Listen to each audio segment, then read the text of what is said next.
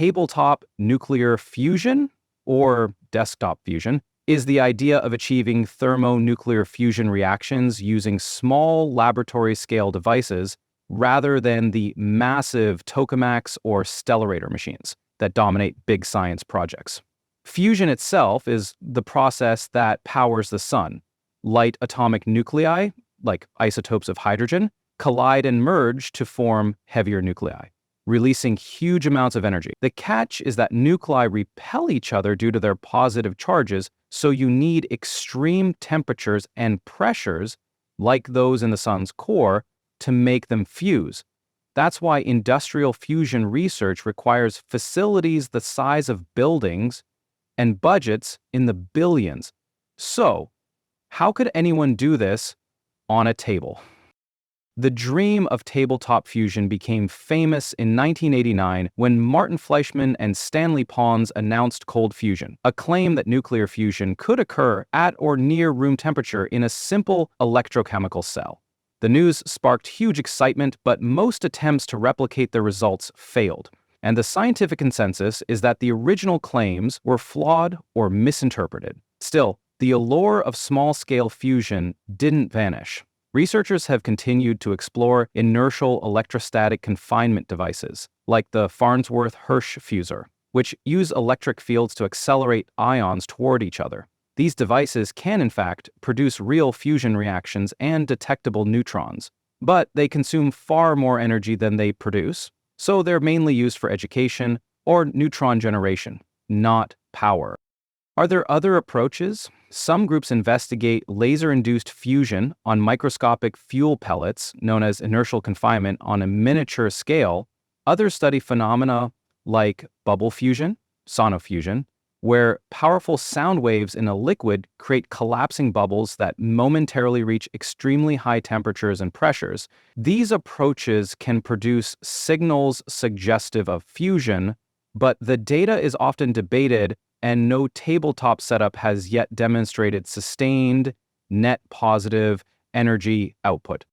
So is tabletop fusion real or a myth? The answer depends on what you mean. If you define real as producing fusion reactions in a small apparatus, then yes, it's real and can be done in university labs, even by skilled hobbyists. If you define it as producing usable energy, then so far it remains firmly in the realm of myth.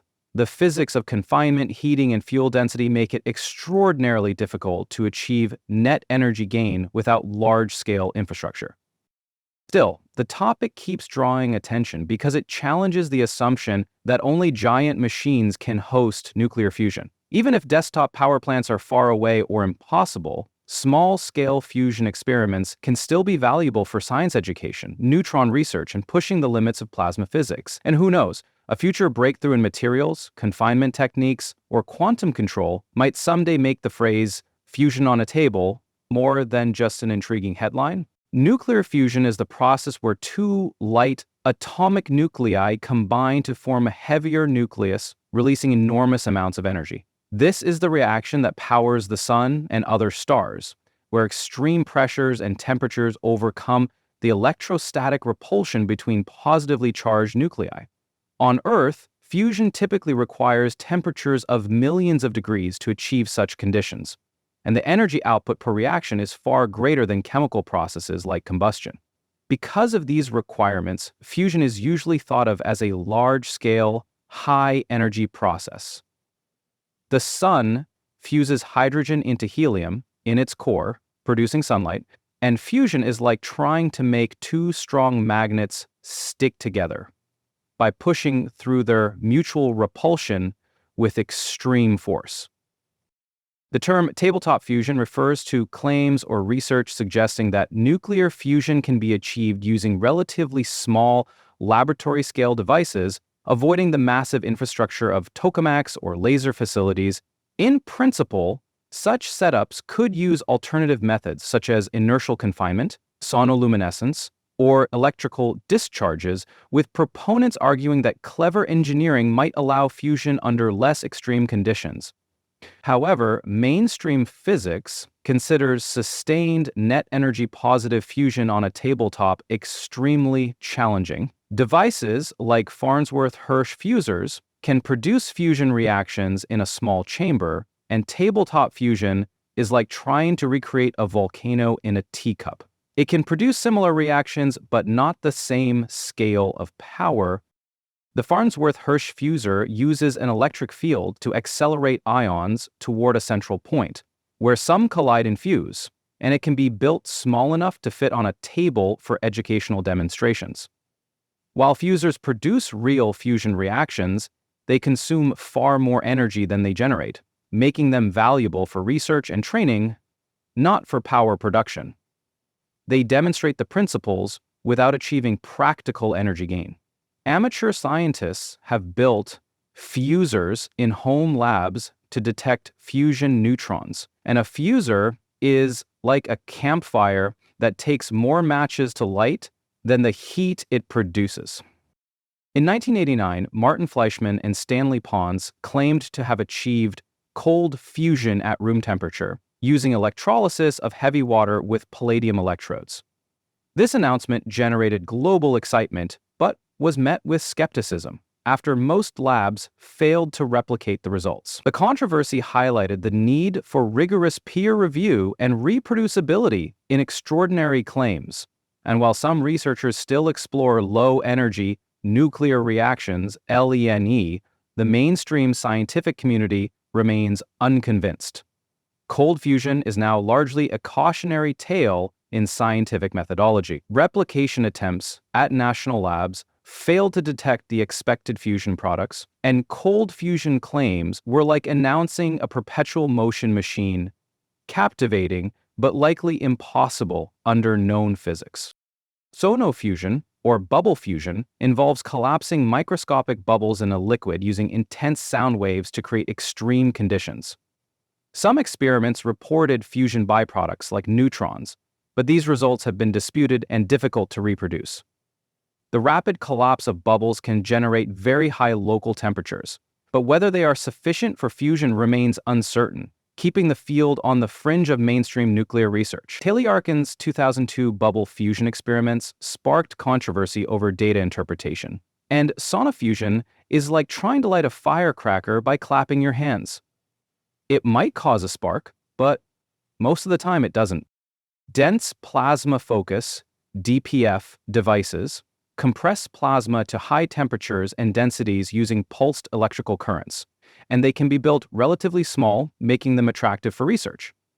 DPF devices have been shown to produce measurable fusion reactions, but like fusors, they are far from achieving net energy gain and face challenges with plasma stability and confinement.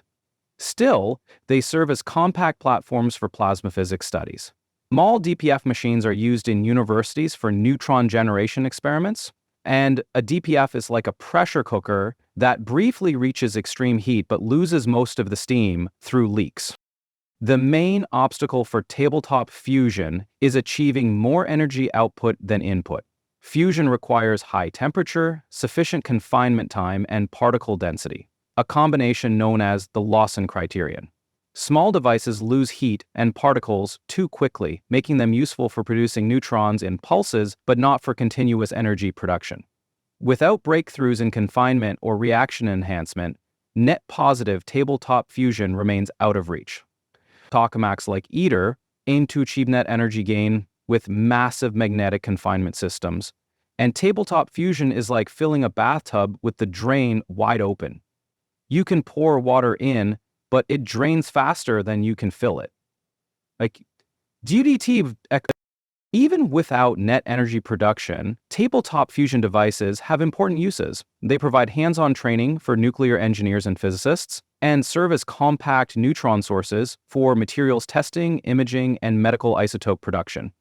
These applications benefit from fusion reactions without needing large power plants, giving small-scale fusion scientific and industrial value despite its energy limitations. University labs use fusors to teach plasma diagnostics to students, and a tabletop fusion device is like a small wind tunnel, great for learning, but not for powering a city. While tabletop fusion is real in the sense that small devices can produce fusion reactions, it is a myth that they can currently replace large reactors for energy production. Popular media sometimes exaggerates claims, leading to misconceptions about feasibility, and scientific consensus holds that practical fusion power requires much larger and more advanced systems. Continued innovation in materials, plasma control, and alternative confinement might one day change this, but until then, desktop fusion remains an educational and experimental achievement, not a power revolution. News stories about backyard fusion reactors often omit the fact they consume more power than they produce, and tabletop fusion is like brewing a single drop of coffee. It proves you can make coffee, but not enough to serve breakfast.